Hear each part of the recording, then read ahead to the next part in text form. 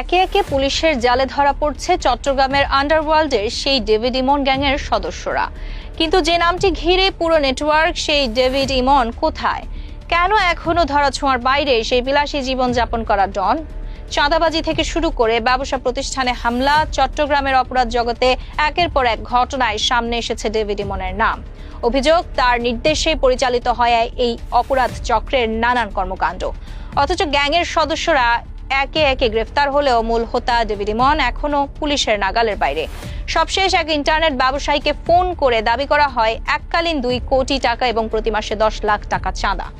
দাবি প্রত্যাখ্যান করতেই মাত্র 2 দিনের মধ্যে 30 থেকে 40 জনের সশস্ত্র দল হামলা চালায় চকবাজারের ওই প্রতিষ্ঠানে।